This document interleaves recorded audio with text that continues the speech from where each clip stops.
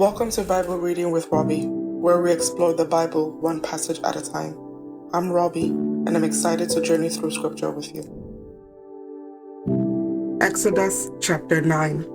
Go back to Pharaoh, the Lord commanded Moses. Tell him, this is what the Lord, the God of the Hebrews says. Let my people go, so they can worship me. If you continue to hold them and refuse to let them go, the hand of the Lord will strike all your livestock, your horses, donkeys, camels, cattle, sheep, and goats with a deadly plague. But the Lord will again make a distinction between the livestock of the Israelites and that of the Egyptians. Not a single one of the Israel's animals will die. The Lord has already set the time for the plague to begin. He has declared that he will strike the land tomorrow. And the Lord did just as he has said. The next morning, all the livestock of the Egyptians died, but the Israelites didn't lose a single animal. Pharaoh sent his officials to investigate, and they discovered that the Israelites had not lost a single animal. But even so, Pharaoh's heart remained stubborn, and he still refused to let the people go. Then the Lord said to Moses and Aaron, take handfuls of soot from a brick kiln and have Moses toss it into the air while Pharaoh watches. The ashes will spread like fine dust over the whole land of Egypt, causing festering boils to break out on people and animals throughout the land. So they took soot from a brick kiln and went and stood before Pharaoh. As Pharaoh watched, Moses threw the soot into the air, and boils broke out on people and animals alike. Even the magicians were unable to stand before Moses because the boils had broken out on them and all the Egyptians. But the Lord hardened Pharaoh's heart, and just as the Lord had predicted to Moses, Pharaoh refused to listen. Then the Lord said to Moses, get up early in the morning and stand before Pharaoh. Tell him, this is what the Lord, the God of the Hebrews says. Let my people go so they can worship me. If you don't, I will send more plagues on you and your officials and your people. Then you will know that there is no one like me in all the earth. By now, I could have lifted my hand and struck you and your people with a plague to wipe you off the face of the earth. But I have spared you for a purpose, to show you my power and to spread my fame throughout the earth. But you still lord it over my people and refuse to let them go. So tomorrow at this time, I will send a hailstorm more devastating than any in all history of Egypt. Quick, order your livestock and servants to come in from the fields to find shelter. Any person or animal left outside will die when the hail falls. Some of Pharaoh's officials were afraid because of what the Lord had said. They quickly brought their servants and livestock in from the fields. But those who paid no attention to the word of the Lord left theirs in the open. Then the Lord said to Moses, lift your hand toward the sky so hail may fall on the people, the livestock, and all the plants throughout the land of Egypt. So Moses lifted his staff toward the sky, and the Lord sent thunder and hail and lightning flashed toward the earth. The Lord sent a tremendous hailstorm against all the land of Egypt. Never in all the history of Egypt had there been a storm like that, with such devastating hail and continuous lightning. It left all of Egypt in ruins. The hail struck down everything in the open field, people, animals, and plants alike. Even the trees were destroyed. The only place without hail was the region of Goshen, where the people of Israel lived. Then Pharaoh quickly summoned Moses and Aaron. This time I have sinned, he confessed. The Lord is the righteous one, and my people and I are wrong. Please beg the Lord to end this terrifying thunder and hail. We've had enough. I will let you go. You don't need to stay any longer. All right, Moses replied. As soon as I leave the city, I will lift my hands and pray to the Lord. Then the thunder and hail will stop, and you will know that the earth belongs to the Lord. But I know that you and your officials still do not fear the Lord. All the flax and barley were ruined by the hail, because the barley had formed heads and the flax was budding. But the wheat and the emerald wheat were spared, because they had not sprouted from the ground. So Moses left Pharaoh's court and went out to the city. When he lifted his hands to the Lord, the thunder and the hail stopped, and the downpour ceased. But when Pharaoh saw that the rain, hail, and thunder had stopped, he and his officials sinned again, and Pharaoh again became stubborn. Because his heart was hard, Pharaoh refused to let the people leave, just as the Lord had predicted through Moses. Exodus chapter 10. Then the Lord said to Moses, "Return to Pharaoh and make your demands again. I have made him and his officials stubborn, so I can display my miraculous signs among them. I have also done it so you can tell your children and grandchildren about how I made a mockery of the Egyptians and about the signs I displayed among them, and so you will know that I am the Lord." So Moses and Aaron went to Pharaoh and said, "This is what the Lord, the God of the Hebrews, says. How long will you refuse to submit to me? Let my people go so they can worship me. If you refuse, watch out, for tomorrow I will bring a swarm of locusts on your country. They will cover the land so that you won't be able to see the ground. They will devour what is left of your crops after the hailstorm, including all the trees growing in the fields. They will overrun your places and the homes of your officials and all the houses in Egypt. Never in the history of Egypt have your ancestors seen a plague like this one." And with that, Moses turned and left Pharaoh.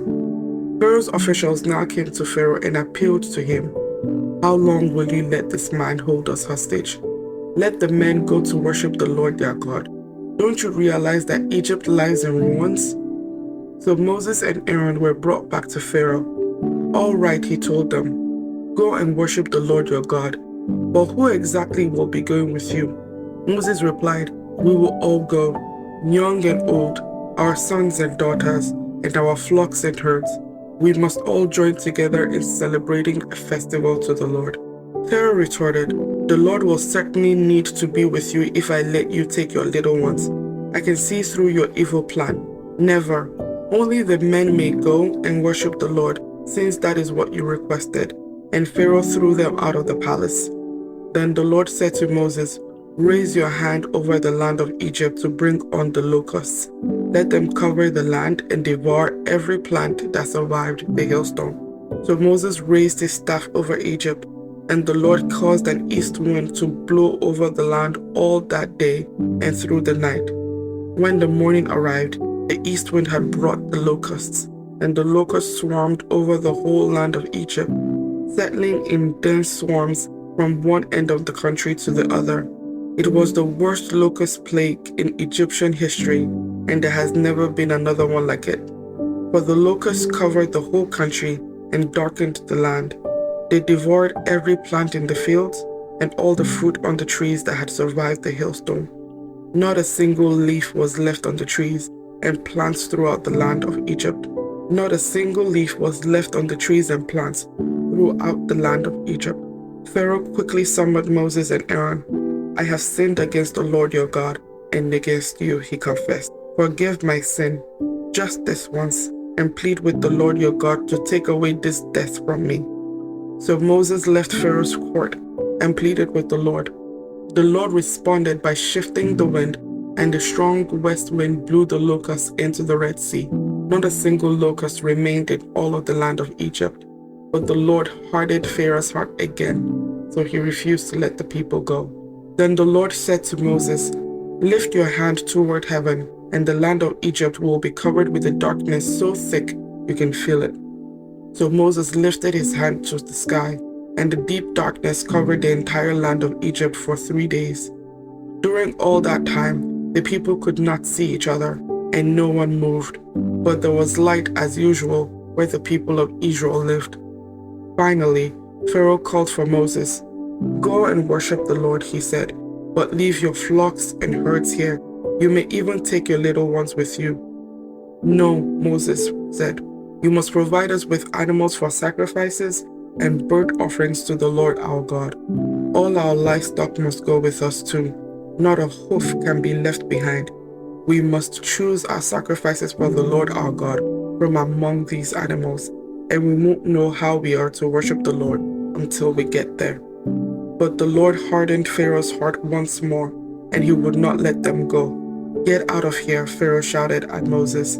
"I am warning you. Never come back to see me again.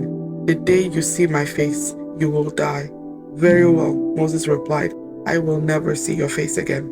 Exodus chapter 11. Then the Lord said to Moses, "I will strike Pharaoh and the land of Egypt with one more blow. After that, Pharaoh will let you leave this country. In fact, he will be so eager to get rid of you that he will force all to leave. Tell all the Israelite men and women to ask their Egyptian neighbors for articles of silver and gold."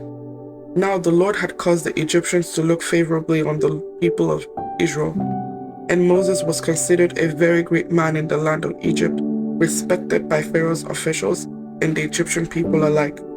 Moses had announced to Pharaoh, "This is what the Lord says. At midnight tonight, I will pass through the heart of Egypt. All the firstborn sons will die in every family in Egypt, from the oldest son of Pharaoh who sits on his throne to the oldest son of his lowliest servant girl who grinds the floor. Even the firstborn of all the livestock will die." Then a loud wail will rise throughout the land of Egypt, a wail like no one has heard before or ever will hear again. But among the Israelites, it will be so peaceful that not even a dog will bark. Then you will know that the Lord makes a distinction between the Egyptians and the Israelites.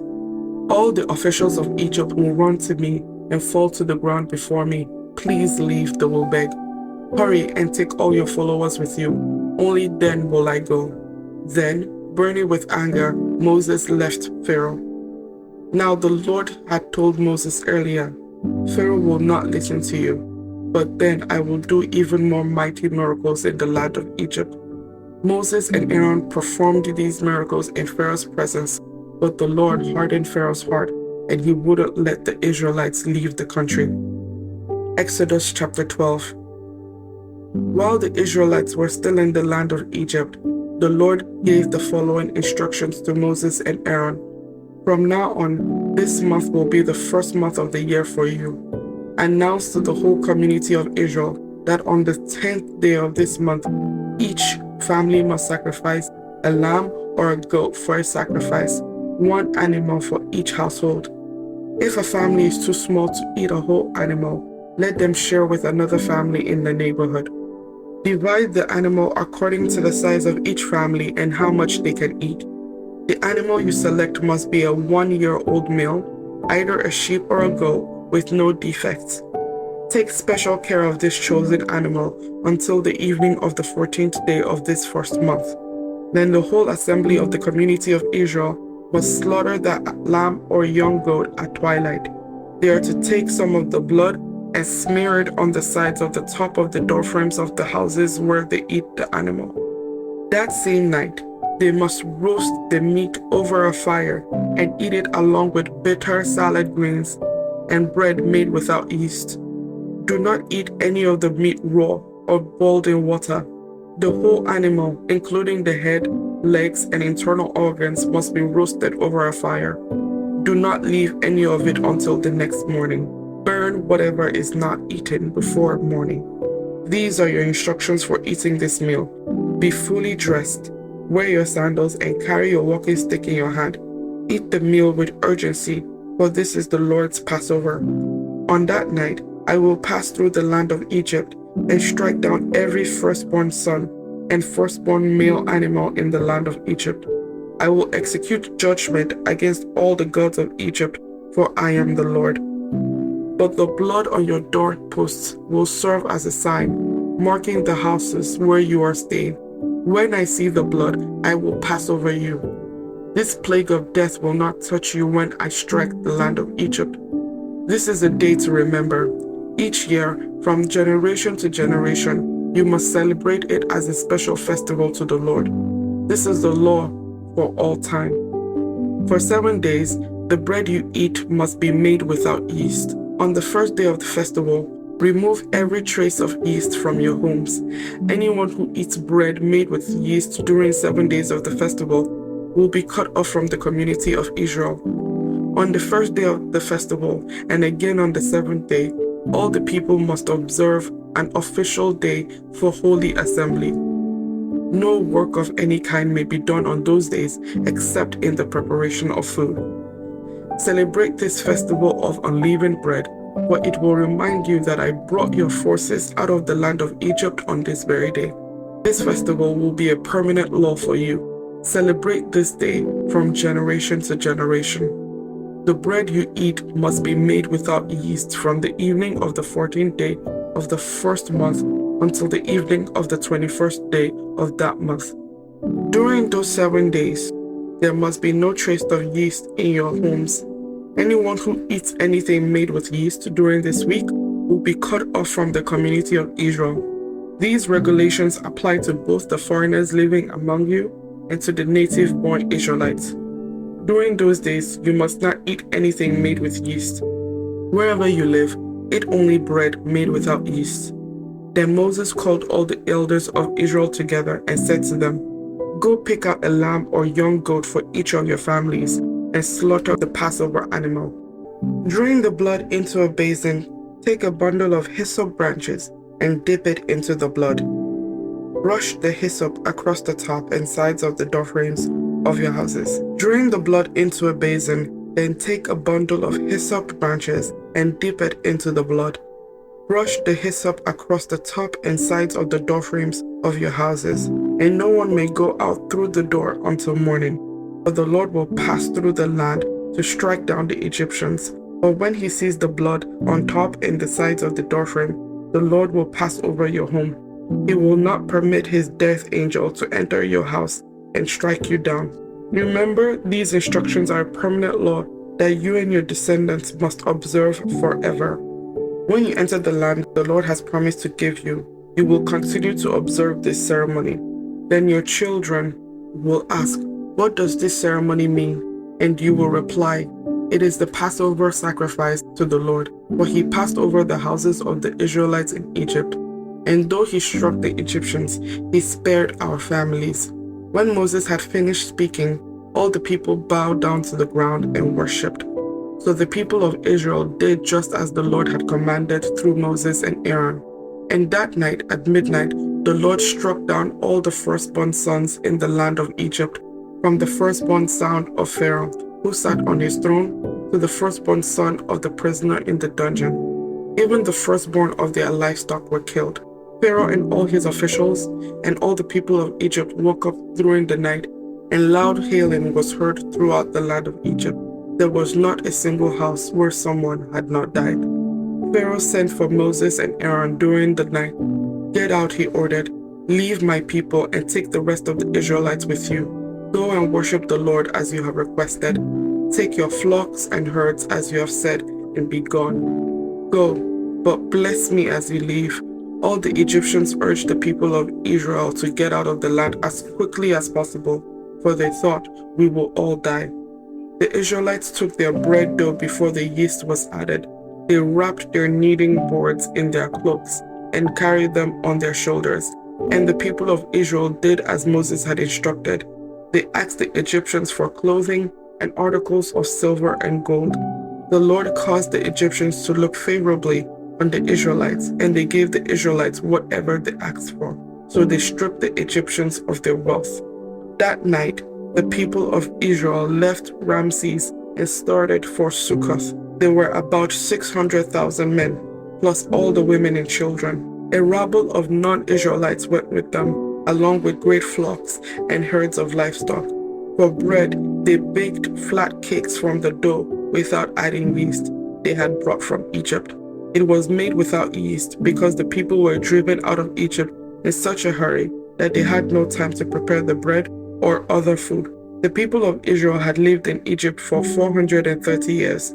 In fact, it was on the last day of the 430th year that all of the Lord's forces left the land. On this night, the Lord kept his promise to bring his people out from the land of Egypt. So this night belongs to him, and it must be commemorated every year by all Israelites from generation to generation. Then the Lord said to Moses and Aaron, "These are the instructions for the festival of Passover. No outsiders are allowed to eat the Passover meal, but any slave who has been purchased may eat it if he has been circumcised. Temporary residents and hired servants may not eat it. Each Passover lamb must be eaten in one house. Do not carry any of its meat outside, and do not break any of its bones. The whole community of Israel must celebrate this Passover festival. If there are foreigners living among you who want to celebrate the Lord's Passover, let all their males be circumcised. Only then may they celebrate the Passover with you like any native-born Israelite. But no uncircumcised male may ever eat the Passover meal.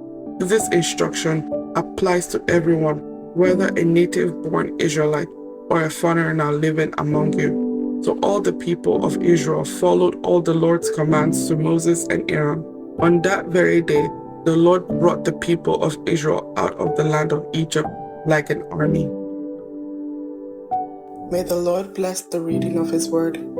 Thank you for joining me on this episode of Bible Reading with Robbie. If you enjoyed our time together, please subscribe and share this podcast with others. Join us next time as we continue on our journey through Scripture. Until then, stay blessed.